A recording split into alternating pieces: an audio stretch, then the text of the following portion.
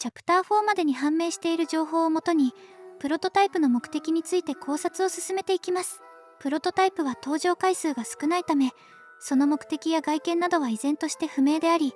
ポピーや主人公と同様、多くの謎に包まれています。今回は、プロトタイプがおもちゃたちを回収している目的について考察していきたいと思います。少しでも参考になったと思ったらチャンネル登録よろしくお願いします。回収した理由。プロトタイプはマミー・ロングレックスやキャットナップの遺体を回収していましたが、本当にそれらを自身の体の一部として使用しようとしていたのでしょうか。おもちゃの素材は意外と脆いんです。おもちゃの体は通常プラスチック製、布製で作られています。しかし、キャットナップやハギーワギーは毛に覆われた外見を持っています。彼らの表面はまるで動物の皮膚のような素材で作られている可能性があります。つまり、プロトタイプが回収したおもちゃの体は非常に柔らかい素材で構成されているのではないでしょうか。チャプター4ではハギーワギーが再登場しましたが、チャプター1で落下した影響か、かなり負傷している状態でした。左腕はなくなり、体はまるで麻袋をロープで縛ったような姿に変わっています。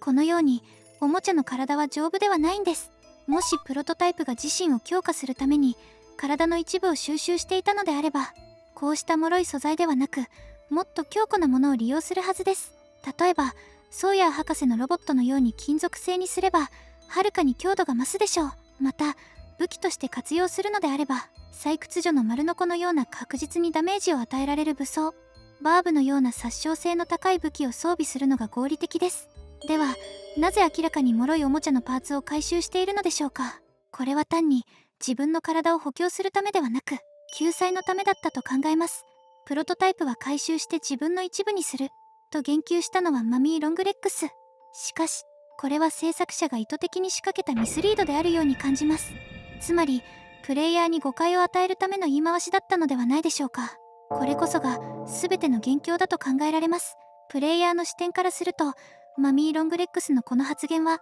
プロトタイプにつながる数少ない貴重な手がかりです。しかし、マミー・ロングレックスについて詳しく調べてみると、この発言は彼女自身の思い込みによるものではないかと考えられます。例えば、スタチューズのコースからそれた時、瓦礫で進路が塞がれていたため、主人公は本来のルートを外れて移動して脱出しました。しかし、これに対してマミーは、チートを使ってズルをした、と激高しています。このことからも、彼女の思い込みが激しい性格が浮き彫りになります。また、科学者たちのレポートでも、彼女の不安定な感情について言及されており、研究者たちはその点に懸念を抱いていました。もしマミーが、プロトタイプが本当におもちゃを回収して自分の一部にする場面を直接見ていたのであれば、その証言は十分に信頼できるものとなるでしょう。しかし、プロトタイプが実際に回収したパーツを自身に組み込むのであれば、自身の拠点に持ち帰り、溶接やボルト締めを行う、回路をつなぎ、動作を確認するために試運転する、といったプロセスが必要になると考えられます。これらの作業を行う場面を、マミーが本当に目撃していた可能性はあるのでしょうか。実際、公式ストーリーブックには次のような記述があります。従業員が立ち入ることのできないような場所で、マミー・ロングレックスがうろついてるのを見かけた。また、チャプター2の VHS にも、同様の目撃証言が残されています。もしマミー・ロングレックスがプロトタイプの拠点を特定し、実際にその現場を目撃していたとしたら、彼女は当然、仲間のおもちゃたちと団結し、プロトタイプを止めようとする行動をとったのではないでしょうか。仮に、マミーたちがプロトタイプを止めようとしたとしても、その時点でプロトタイプの武装が完成していたのであれば、彼らは勝ち目がないことを悟り、怯えて暮らしていた可能性があります。さらに、もしプロトタイプが本当に敵対するおもちゃたちを借り、自分の一部として取り込んでいたのなら、マミー自身もすでに彼の狩りの犠牲となっていたはずです。このことから考えられるのは、プロトタイプは自らが殺してまでマミーの一部を欲してはいなかった。つまり、マミーとプロトタイプは敵対関係になかった可能性が高いということです。では、マミーが言っていたあいつの一部とは何を指していたのでしょうか。これは、キャットナップの神殿にあったプロトタイプ心臓を指している可能性が高いと考えられます。実はマミーとキャットナップには因縁があります。マミーはもともと被験体となる前はマリー・ペインという孤児でした。その頃の出来事として、チャプター3の冒頭に登場する VHS に、カウンセラーのハーパーがマリーの容体について語るシーンがあります。その中の会話を抜粋すると、次のようなやり取りが確認できます。キャットナップが部屋に赤い煙を。すると突然悲鳴が上がった。あんな瞳孔が開いて唇を震わせて、あんな風に怯えて辺りを見回すなんて。あの子の手を握ったらまるで血が沸騰しているようだった。あの子は何かを見たんです。恐ろしいものを。マリーは何を見たか言っていましたか？ええ、モンスターだって言ってたわ。それは色がなくて、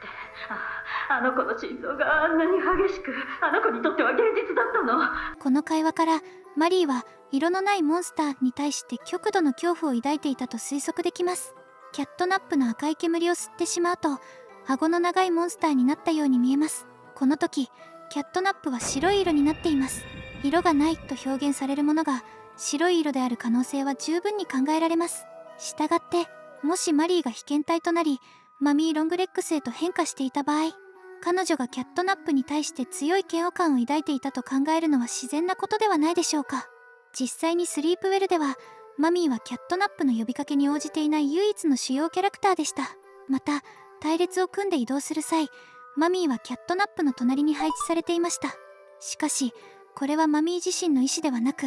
プロトタイプの命令によるものだったと考えられます。マミーがプロトタイプに対して特別な感情を抱いていたわけではないことが推測されます。むしろ彼女はプロトタイプに従っていただけであり、実際に喜びの時間に参加していたことも確定しています。マミーが言っていたあいつの一部とは、キャットナップがプロトタイプのために作った武骨な心臓を指しているのではないのでしょうか。キャットナップがおもちゃの死体を使ってプロトタイプを作っているのを見て、プロトタイプもこのようにおもちゃを体の一部にしていると思い込んだと考えるのが自然だと思います。キャットナップがこの心臓を作り始めたのも喜びの時間以降だと考えられます。マミーはこの心臓を目撃してしまい、プロトタイプに不信感を持ち始め、最後のセリフにつながります。マミーの思い込みや観察によるものだとしても、実際に彼女とキャットナップが回収されていることは確かです。この点については先ほど述べた通り、救済のためであった可能性が高いと考えられます。プロトタイプはおもちゃ巨大化計画の存在を知っており、その犠牲となった孤児たちを助けるために脳を集めていたのではないでしょうか。プロトタイプは脳があれば孤児たちを救うことができると考えていた可能性があります。この実験内容については詳細が長くなるため別の動画でまとめますが、現時点ではおもちゃが動いているのは脳があるからと考えてください。マミーの場合はもともと孤児であったためプロトタイプの回収対象になったと考えられます。雲の生態上、脳は胸部にあるため上半身を回収しました。キャットナップの場合は彼は負傷した後とどめを刺されたと考えられてますが、これも頭部にある脳を回収するための行為だったと推測されます。またプロトタイプの爪は脳を傷つけていません。持ち上げる際にも爪の先でつまむのではなく、クレーンのように腕全体で持ち上げた方が効率的であるため、そのように運ばれた可能性があります。実際にヤーナビーの最後のシーンではクレーンのフックに引っかかりなかなか外れない場面が描かれていました。さらにプロトタイプとソーヤー博士の VHS でも画面にクレーンのフックが映っていたことから、これの伏線を回収していたと考察できます。まとめると、プロトタイプが死体の一部を回収して自身に取り付けるというのはマミーの思い込みである可能性が高いと考えられます。実際にはモンスター化した孤児たちを助けるために回収していた可能性が高く、プロトタイプの目的は単なる自己強化ではなく救済であったと考えられます。もしプロトタイプが自身の一部としておもちゃたちを回収していないとすれば、ポピーたちと合流した際に遭遇したあいつとは一体何者なのでしょうか。結論、あいつの正体はあいつです。つまりプロトタイプとは別の個体である可能性が高いと考えられます。その根拠の一つとして、外にはあいつがいるの。あいつを連れてきたの？